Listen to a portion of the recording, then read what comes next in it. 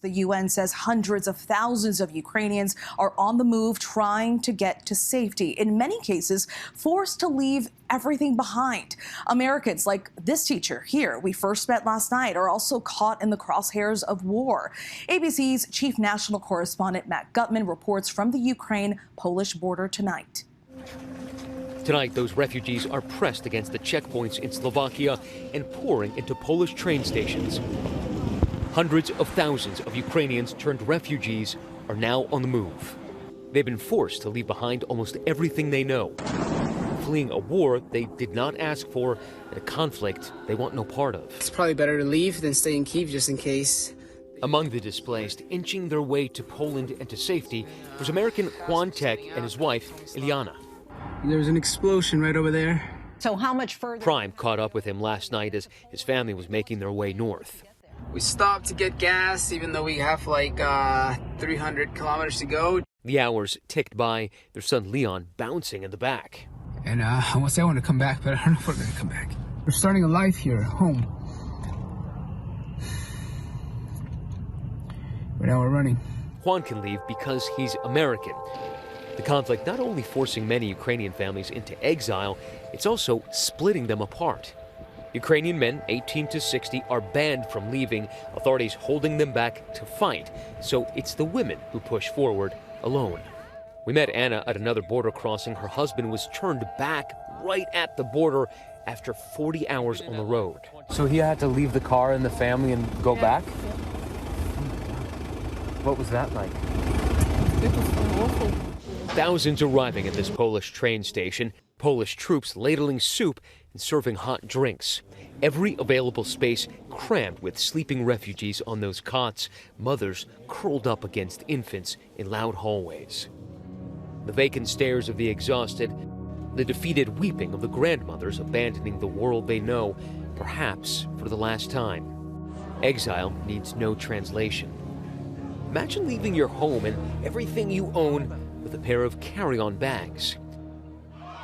And yet they are the lucky ones. Gunshots heard from a packed train platform in Kyiv. The screams of children piercing the air as families try to get out. A journalist who recorded this video says underground metro stations are filled to the brim with civilians. So many here and across Ukraine unsure where they'll go next. Back at that train station's arrival hall, we found Julia standing alone. She left her mother behind. What lay ahead, uncertain. Oh my God, I cried a lot.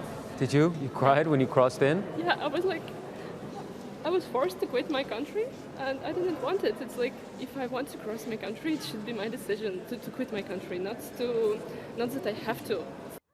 But tonight, there is also relief.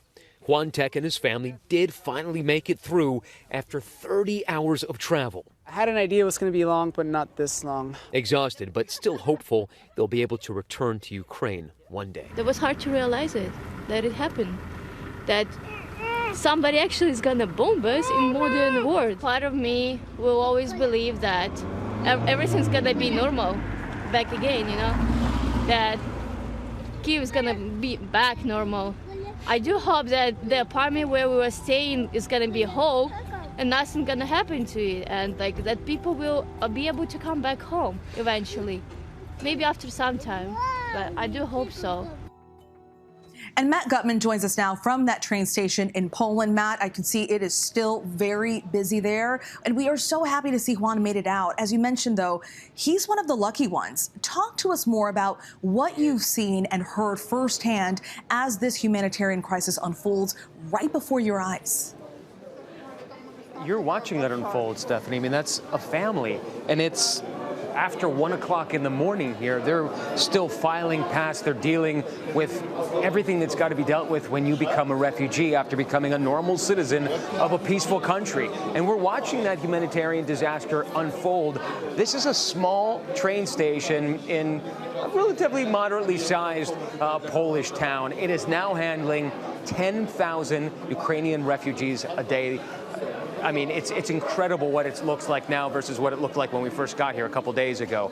The UN is saying, as you mentioned, hundreds of thousands already on the move. in Ukraine. It's going to demand a massive humanitarian response. You're seeing some of it behind me. This was catering that was brought out from we don't know where. There are all sorts of humanitarian groups that have helped, but the UN is saying that just the UNHCR, the UN Human Rights Commission's work is going to cost $1 billion just over the first 3 months. Stephanie. And Matt, as you said, thousands of people making it through that train station there. And we see so many of those kids with their little backpacks and their luggage and their stuffed animal. I mean, tell us how are they looking? How are they handling this? Those kids that are making it through there with their families. I mean, you're a mom, Stephanie. You know this. You know, you take your kid on a long trip when you're going someplace fun and it's hard. Can you imagine this? I mean, I'm still struggling to wrap my head around it. And you and I have communicated offline about this. It's really a struggle. They're leaving everything. They're leaving their routines, their homes, their families, their communities for something that is unknown in a new country where they don't speak the language. It is incredibly hard. These are mostly middle-class people you're seeing. This is not a climate crisis, displaced person issue. This is caused by an invasion into an otherwise peaceful country. And these people are shell-shocked as they're arriving here, Stephanie. Such a difficult situation, and we can see some families trying to bring their pets as well. We just saw one man walk right by you with his dog. You got to bring what's most important, right? Documents, Exactly. children, and pets. Exactly. Matt Gutman, thank you so much. Matt Gutman there for us at the Polish-Ukraine border. Matt, thank you. Be safe. Hi, everyone. George Stephanopoulos here. Thanks for checking out the ABC News YouTube channel. If you'd like to get more videos, show highlights, and watch live event coverage, click on the right over here to subscribe to our channel. And don't forget to download the ABC News app for breaking news alerts. Thanks for watching.